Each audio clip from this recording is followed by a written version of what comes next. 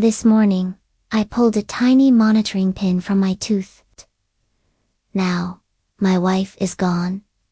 Every trace of our life together vanished. A bit of context first. I'd lost both parents by high school. So, when an out-of-Valley scholarship came, I took it. Moved from Pokhara to Kathmandu. Made fast friends with my roommate. A week or two in, he mentioned a clinical trial. $800, a free recommendation letter. I was broke. Plus, the girl I liked was joining. I was in. The trial itself wasn't memorable.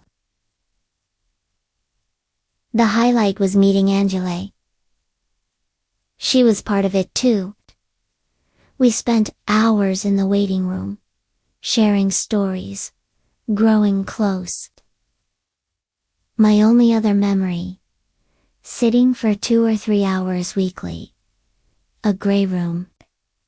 A therapist type asked a million questions. Every topic imaginable. I think it studied moral choices. Purely therapy sessions. No needles, no pills. Easy. It ended after 6 weeks. My only symptoms. Extra cash. And I was completely attached to Anjali.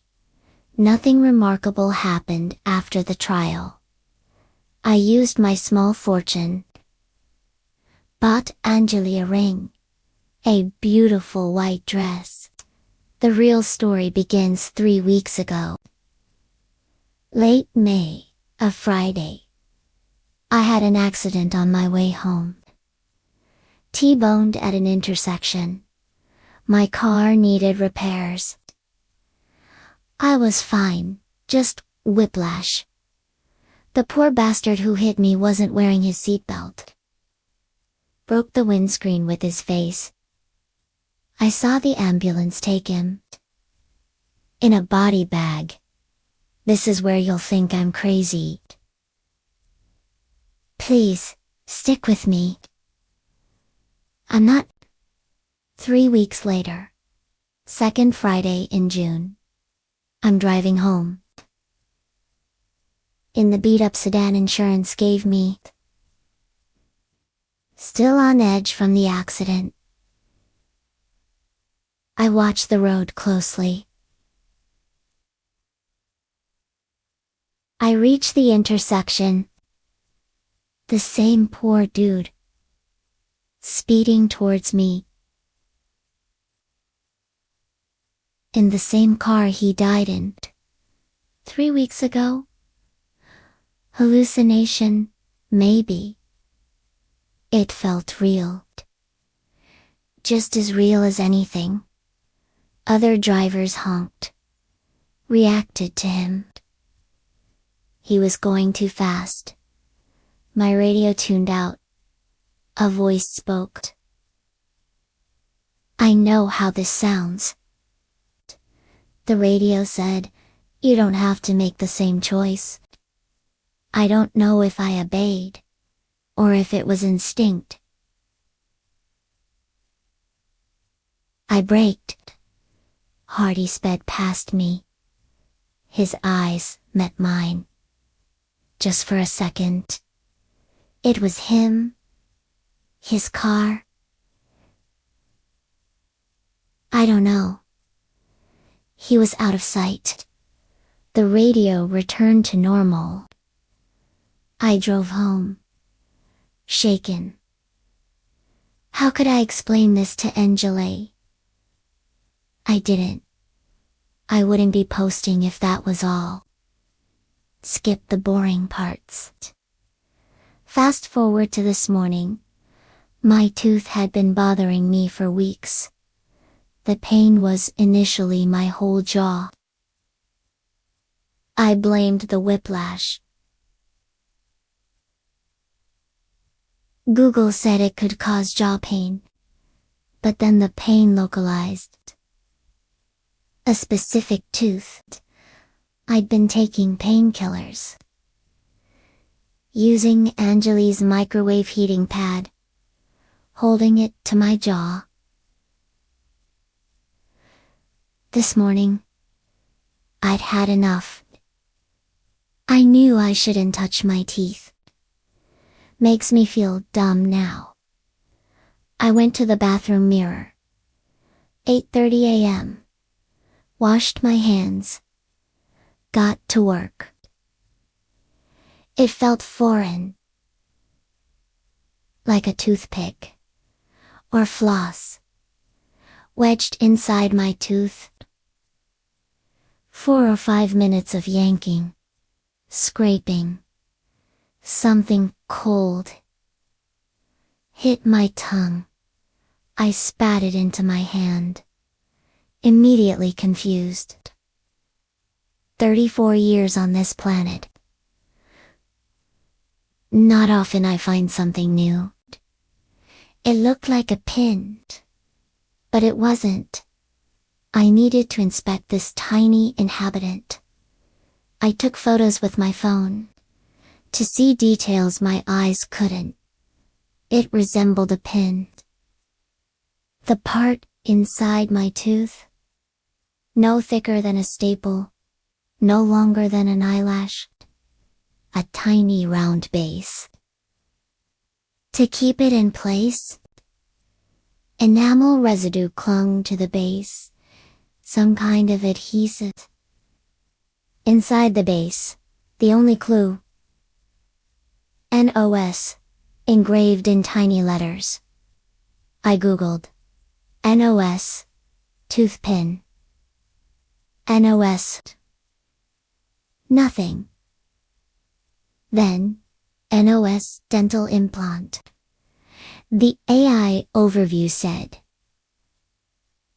in some instances, NOS tooth implant can refer to minuscule pin-like devices used by psychologists to carry out neural observation studies. My eyes were pulled to a search link. It was purple, not blue.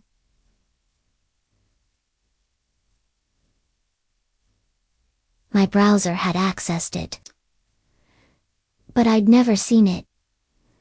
The search result: controversial clinical trial shut down in 2009. May have continued without consent. I clicked it faster than ever. The page loaded. My fingers hovered over CTRL and P.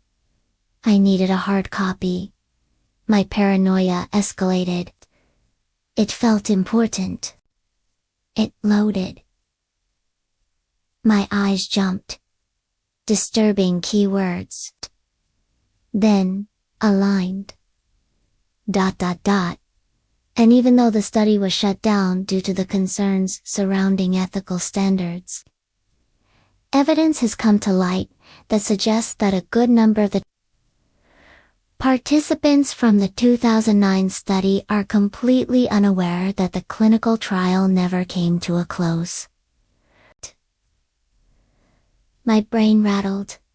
Nothing made sense. I pressed print so fast, I thought it would feel more real. To hold it, I went to the printer. It had only printed the newspaper header. Nothing else. I tried again. The article was gone. Properly gone. I refreshed. Got a 404. Pressed back. Different error. Retyped the Google search. No results. The AI overview was gone. My search history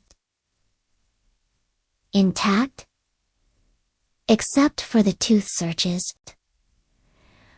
I was about to find Anjali spiraling for an hour. I looked up from my computer. There she was. Standing, watching me from the doorway.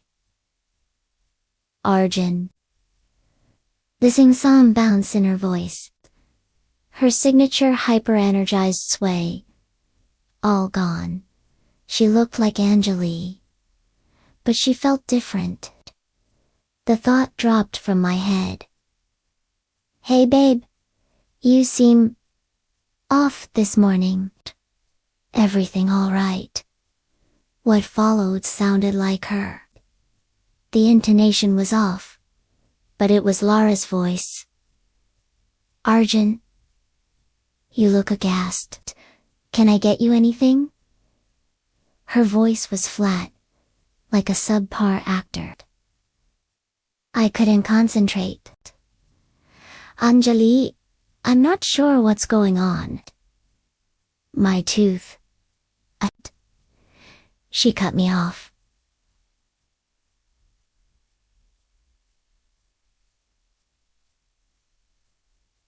Haven't you? A fleeting sigh. Her only emotion. It felt inauthentic. Weird. It felt like a movie. I didn't understand. I still don't. That's why I'm here. I need help making sense of this. The world ceased. A subtle click. My front door. My morning coffee curdled. I tried to stand. My legs turned to spaghetti. No strength. Anjali didn't move. Didn't flinch. The Anjali I knew was jumpy. Apprehensive. Her resolute stance now was terrifying. More than whatever was on my staircase. Now, with hindsight, I understand. The mismatched threat levels. Think of someone you know well. Your best friend. Your brother. Your wife. You know their routines. Likes. Dislikes. How they react. Would it be frightening if, at your most vulnerable, they became cold, altered, unpredictable? I opened my mouth. Two large men emerged from behind Anjali. She was unaffected. Her movement, after so much stillness, rekindled my adrenaline. Mended the frayed wiring. I managed 2 words. Done what? The men were on either side. Silent. I couldn't fight them. 2 of them. My nervous system chose freeze. Not fight or flight. Anjali. I sounded desperate. A fearful child.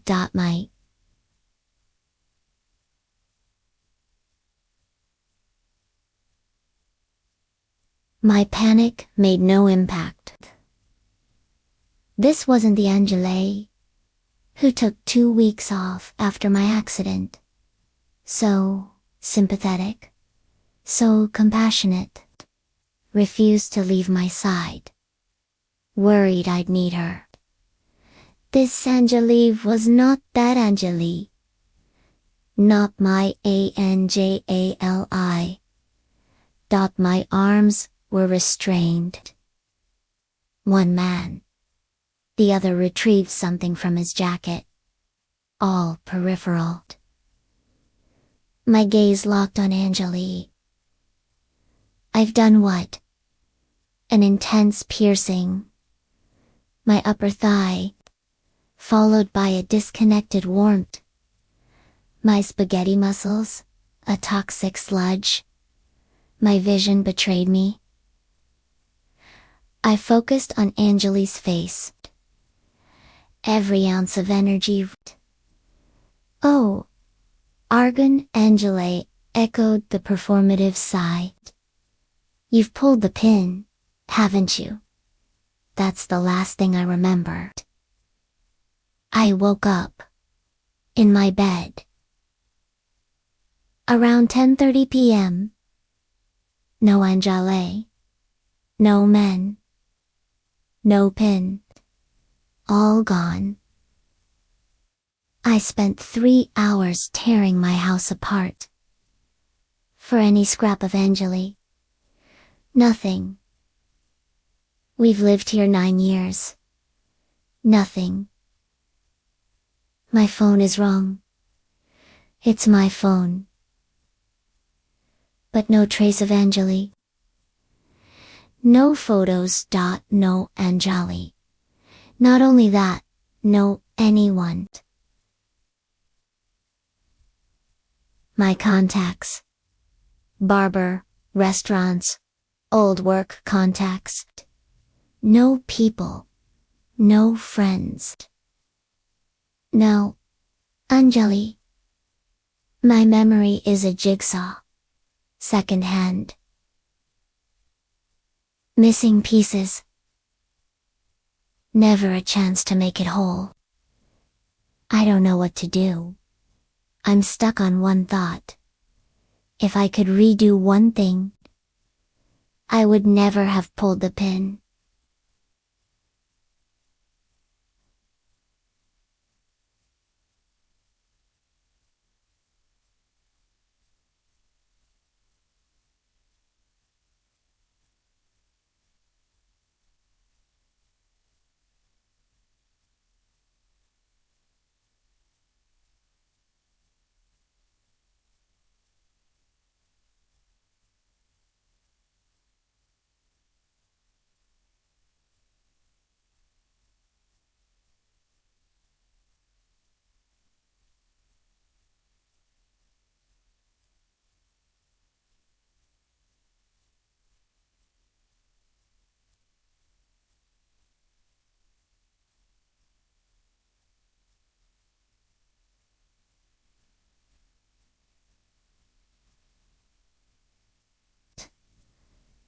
I need answers.